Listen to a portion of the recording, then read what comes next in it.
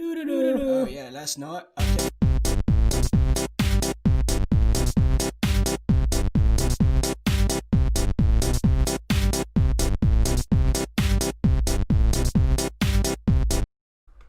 Oh, hello there. I didn't see you come in. I was distracted, as you can see, both by this little song and how would I address this game?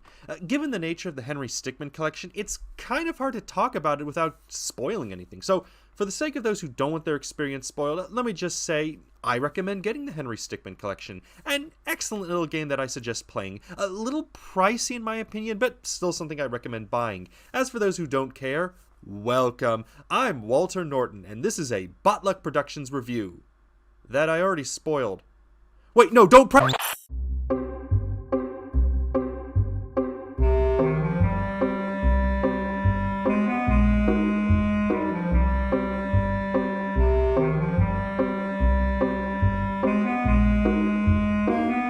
So, where to begin? I don't exactly have a history with the Henry Stickmin games, but I do have a history with Flash games, especially those on Newgrounds, so let's begin with that. Ah, Flash, how the mighty have fallen. For those who don't know, Flash, also known as Macromedia Flash, also known as Adobe Flash, is, or more accurately was, an animation program. It gained prominence in the late 90s, early 2000s internet culture as the premier program to use when making animation in online games. Part of this was how simple the program was to use. Don't believe me? In its heyday, hundreds of web cartoons and games were published every day, from games like Happy Wheels and Alien Hominid to cartoons like Metal Gear Awesome and Ultimate Showdown. The program would even be used professionally in movies like The Secret of Kells and TV shows like My Little Pony: Friendship is Magic. Oh, don't worry.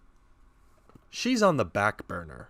Of course, content like this needs a place to call home. Remember, YouTube was in its infancy. This was where Newgrounds stepped in, a platform where anyone and everyone could post content ranging from animation, music, video games. Newgrounds had it all, and it was here where Henry Stickmin came to be. The first game in the series, or more accurately the prototype of the series, was a game called Crossing the Pit. Created by PuffballsUnited, it was a little animation where the player selected different options to help a stickman cross the pit. Spoiler alert, all the endings got the stickman killed. But from this prototype, the first steps of Henry would begin, and in August 27th, 2008, Breaking the Bank, the first Henry Stickmin game, would release. Over the next couple of years, more and more of these games would be released. Then, on November 22nd, 2016, PuffballsUnited announced he would be releasing the sixth and final chapter to the Stickmin saga. Due to the size and scope of this game, it would take some time to make and would be released on Steam. 4 years later, on August 7th, 2020, the collection was finally released. However, 2020 would prove to be something of a sad year. For Flash. So, in 2017, Adobe announced Flash support would be discontinued at the end of 2020. This should not be a surprise because in 2010, Apple refused to have Flash support for their iPhones. The reason had to do with energy inefficiency, poor performance on mobile phones, and the fact that the program is a security vulnerability. When you have a program that is easy to code, it's not that difficult to use it for malicious reasons. As a result, HTML5 started to rise in prominence. In light of this, many users are doing what they can to preserve as much Flash content as possible. Some websites, Newgrounds included, have opted to create their own players as a means to keep their Flash library still active. And then you have content creators like PuffballsUnited who have basically decided to commercially release their games on platforms like Steam. Now, PuffballsUnited isn't the first person to release their Flash games commercially. Games like Alien Hominid were released as early as 2004. What makes the collection interesting, at least for me, is how close it is being released to the Flash's discontinuation. A fitting end, if you asked me. The last Henry Stickmin game released in the same year Flash gets discontinued. The next question is, how do I review this game? Good choice. So, our game begins... Wait, why am I a pony? This doesn't feel right. I have no hand!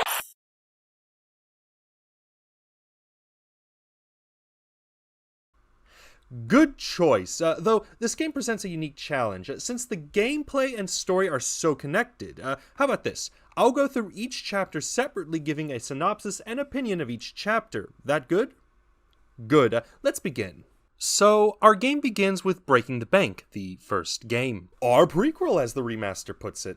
The objective is simple, break into the bank in the middle of the desert. Why is there a bank in the middle of the desert, you may ask? Well, I think it's supposed to be like more of a vault, you know? Oh, that makes sense.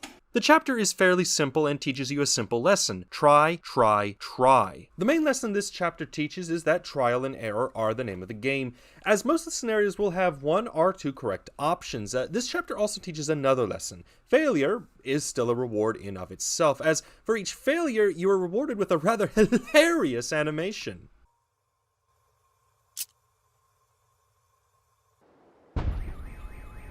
Anyway, Henry eventually finds his way into the bank and is caught, ending this short but fun prequel chapter in the saga. But now the real game begins, as Episode 1, Escaping the Prison, is next. Behind bars, Henry must find a way to escape prison. Through the use of a prison cake, Henry is able to get tools to help him escape in one of three ways.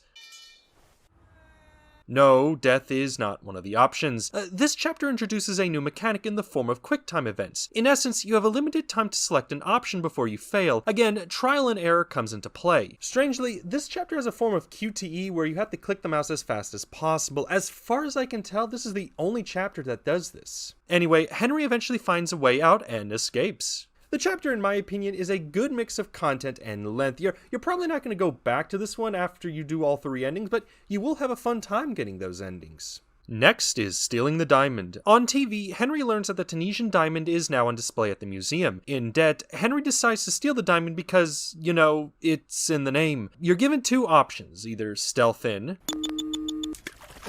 or use your trusty scooter to yeet in. No matter the choice, Henry is able to get out with the diamond. In my opinion, this is one of the weaker chapters in the game. I think it might be the scenario, it just seems kind of bland. I did like how one of the endings had Henry escape due to outside circumstances. Still, that's just one ending out of three. The next chapter is Infiltrate the Airship, and oh boy are you in for a treat. So, the chapter begins with Henry waking up in the custody of the government. The government is fully aware of Henry's skills and wants to use them to bring down a criminal clan known as the Top Hat clan. The government wants Henry to find some evidence as, up until this point, they don't really have anything to pin on the Top Hats. In return, the government would give Henry full pardon. Because, you know...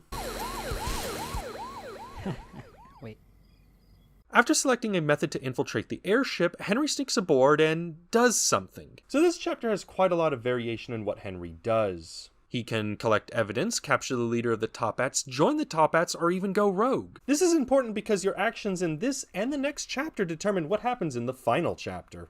Now overall, this is an okay chapter. I like the variation in endings, but I'm not a big fan of getting to those endings. The options that you have at the start of the scenario all give different endings, but there's nothing that indicates what you select will lead to what ending. I do like the option of selecting whether to side with the Top Hats, government, or go rogue, but unless you go down a certain route, you're pretty much locked into one ending for each option. I also find this chapter to be somewhat bland. It might be because there's just so many endings that I just kind of get burned out at the end. I think it's a mix of length and content. It's a bit too much in this chapter. I also am not a big fan of the setting. This was one chapter I wanted to go through ASAP.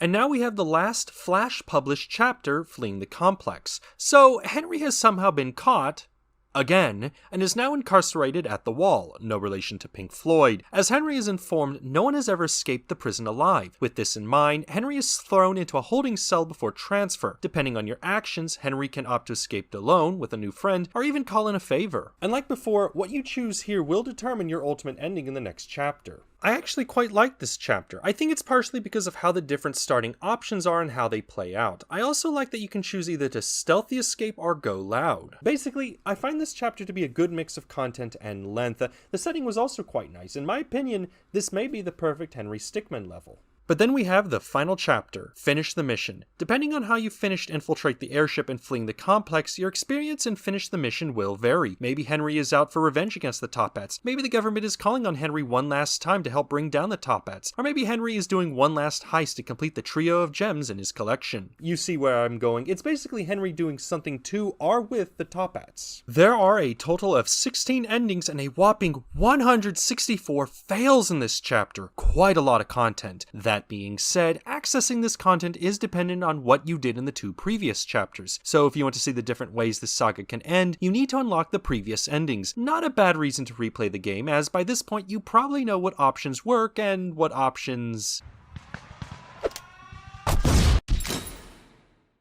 I do have one complaint with this chapter, and that's the lack of variation. Once you make your decision at the start, you're pretty much locked in for that specific ending. There is one exception. If you opt to go rogue and escape with Ellie, you do get an option that branches into 2 separate endings. I kind of wish all the endings had this, but I can understand why this is not the case. Overall, it's a fun chapter. Not the best in my opinion, but still a fun time sink. And that's the gist of the Henry Stickmin Collection. It's not a long story or game for that matter. The story or what's present is simple to follow. Same with the gameplay. It's a simple choose-your-own-adventure game with some funny fail states. Part of the appeal this collection has is a reminder of a simpler time when you would go to Newgrounds, pick a game or animation, and spend hours upon hours playing a treasure trove of content. Sure, you might have a PlayStation, but games are expensive. On Newgrounds, these games were free, and it didn't matter that they looked weird or were simple or had questionable controls. You also had the feeling that many of these games were made by individuals and not teams, a kind of labor of love rather than profit. And indeed, that's what you feel with the Henry Stickmin Collection. This feels like a labor of love. Sure, PuffballsUnited could have just released the games and called it a day, but instead he went further and remastered the game. And can I just say, the visuals, they look fantastic. You look at this and say, yeah,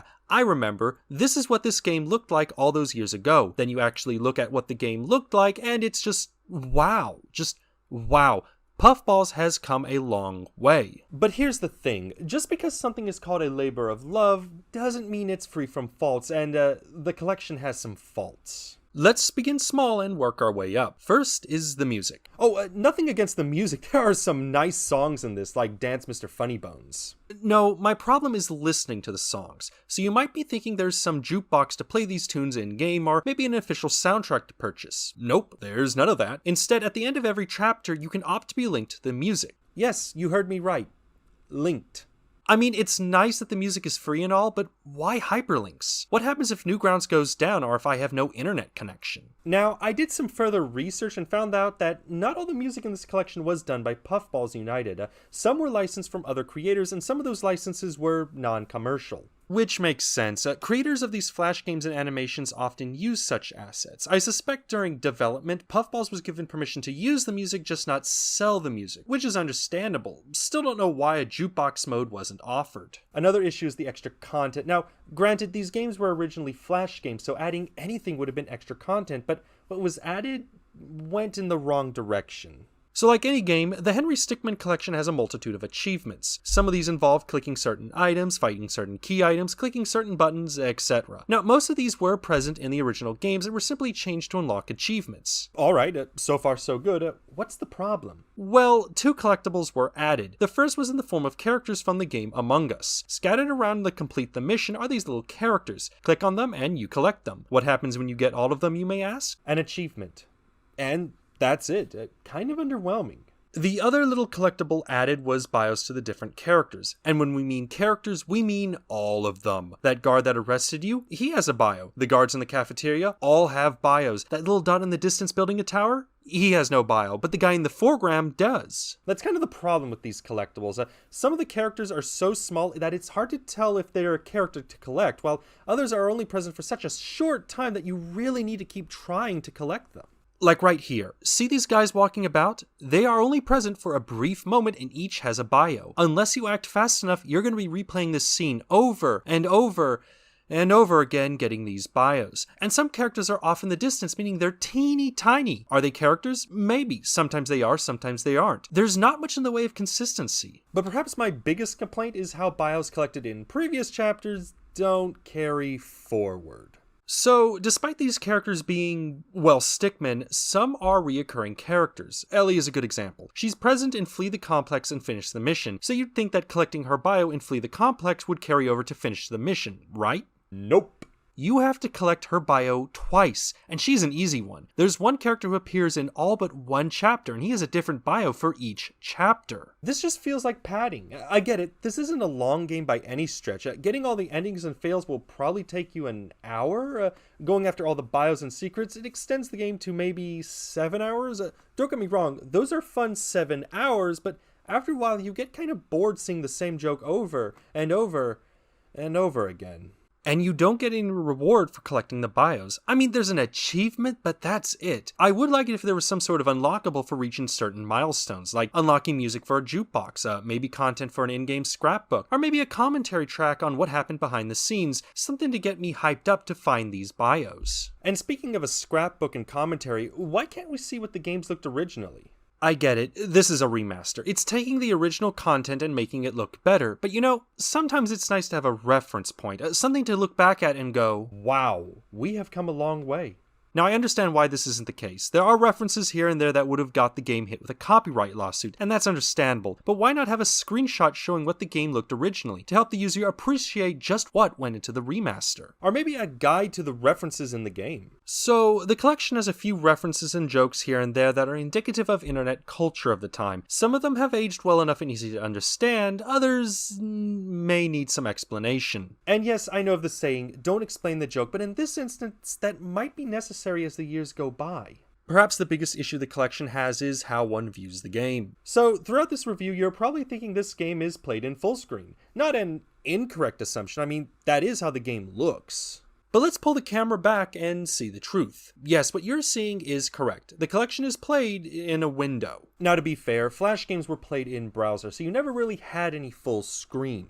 I mean, I guess this is a nice way to remind yourself how these games may have looked, but what if I want to go full screen? Well, there is an option and, oh, yes, you're reading this correctly. Apparently going full screen mode has the potential to crash the game. Now, I have read that there are plans for a patch, so future versions may not necessarily have this issue, but at release, I kind of expect these to have been ironed out. Which leads me to my final problem with the game, the price. Normally, I try to avoid bringing up the price of a game, but in this case, I have to make an exception. So, how much do you think the collection is? $5, $10, maybe even $12? It's $15. $15. I won't lie, I find the collection to be somewhat overpriced. Don't get me wrong, it's a nice game, and it is nice that Puffballs remastered it, but at $15, I kind of expect more something. Polish? At $15, I have some expectations, like, I get you can't offer the soundtrack for purchase because of licensing, but the music is already in the game. Why not allow the player to play music in the game, or a scrapbook mode to show just what the game looked originally, or a working full screen mode? What I'm saying is I don't feel like I'm getting my money's worth from the game. Sure, if this was $12, I'd be okay with it, but $15? I need a little more substance. Not much, just something. But that out of the way, what's my final opinion? The collection is terrible and should not be purchased. I mean, come on, it's just a Flash... What the... Oh, that can't be. I like the game and recommend it. Look, my main problem with the game is the price. That's not even a feature of the game. And as I said, there are plans for a full screen patch. Once that comes out, yeah, I find the price will better reflect the game. The game itself is fun. It might be short, but you will have a fun time playing it and seeing Henry fail. Hey! 100% completing the game isn't even that hard or takes that long. Sometimes hearing that a game has 14 hours of content brings dread. Sometimes you just want to play a short little game to pass the time, a small distraction from the horrors of life. Something this collection offers in this year of 2020. I'm Walter Norton. This has been a... What the... If you excuse me.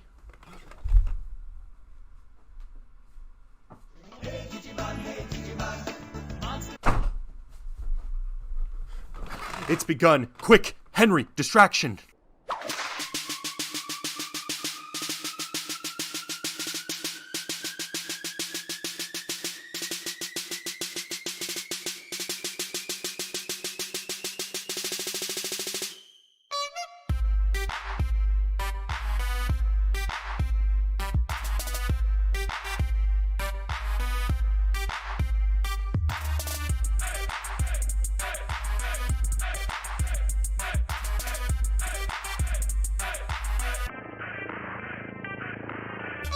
As I was saying, I'm Walter Norton, and this has been a Botluck Productions review.